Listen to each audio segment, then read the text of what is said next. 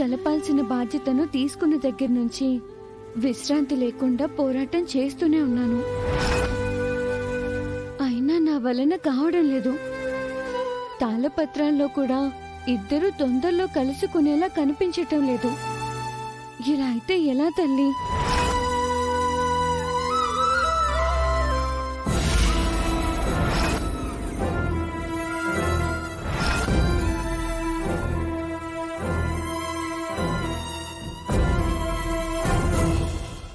అమ్మ నా మాటలన్నీ వినేసిందా? తాళపత్రాల గురించి మాట్లాడుతున్నావేంటి?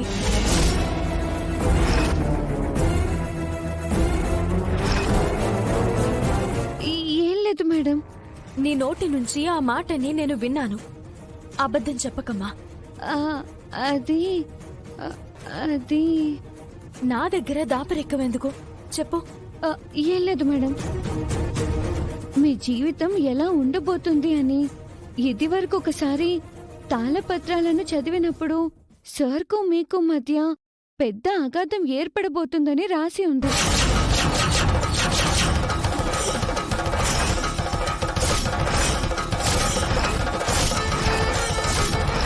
దత్తమ్మనేని వంశానికి చెందిన చిన్న కొడుకు చిన్న కోడల మధ్యకు రాబోతున్న ఊహించని విపత్తు భార్యాభర్తలను అల్లకల్లోలం చేయబోతున్న గండం.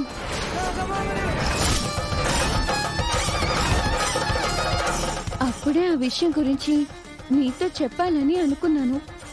కంగారు పడిపోతారని నేను చెప్పలేదు.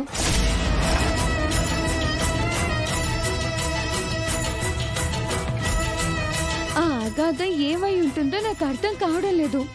అగాధం మాయా రూపంలో వచ్చేసిందమ్మా.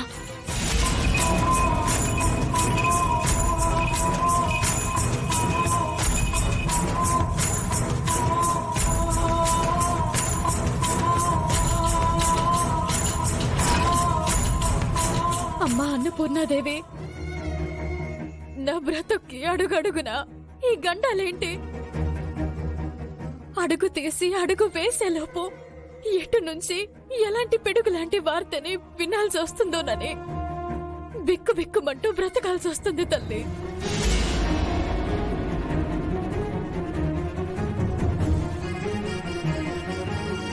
నా జీవితాన్ని ఎటు నడిపిస్తావో అర్థం కాకుండా ఉంది.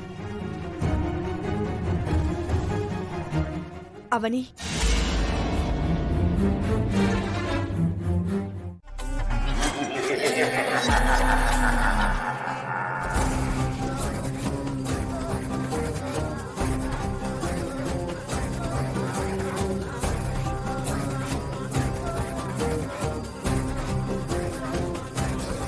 తల్లి ప్లీజ్ అమ్మా, నువ్వు మా మీద ఇలాంటి మౌన పోరాటాలు ప్రదర్శిస్తే ఎలా తల్లి?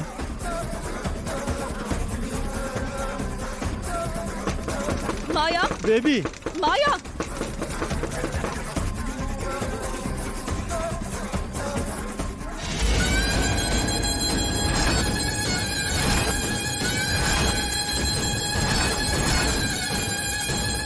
అమ్మయ్యా, ఇప్పటికైనా తలుపు తీసావు. థ్యాంక్స్. లోపలేం చేస్తున్నావు? ఎందుకు ఈ మధ్య తలుపులు మూసుకుని ఎక్కువసేపు లోపల స్పెండ్ చేస్తున్నా? డ్రెస్ చేంజ్ చేసుకుంటున్నాను మమ్మీ, అందుకే ఓపెన్ చేయలేదు. ఆ మాట చెప్పొచ్చు కదా, మేమెంత టెన్షన్ పడ్డాం. ఇందాక హార్ష్గా మాట్లాడామని ఫీల్ అయ్యావా? కూల్, లైట్ తీసుకోండి. ఇంకెప్పుడు అలా మాట్లాడలేమ్మా. నేను రూమ్ లో ఉన్నప్పుడు దయచేసి డిస్టర్బ్ చేయకండి. సరే. రూమ్ లో నుంచి ఏదో స్మెల్ వస్తుందేంటి? అవునమ్మా, విచిత్రంగా ఉంది. అదే రూమ్ స్ప్రే. అలా లేదే. అదే డాడ్. సర్లేమ్మా, భోంచేద్దాంరా.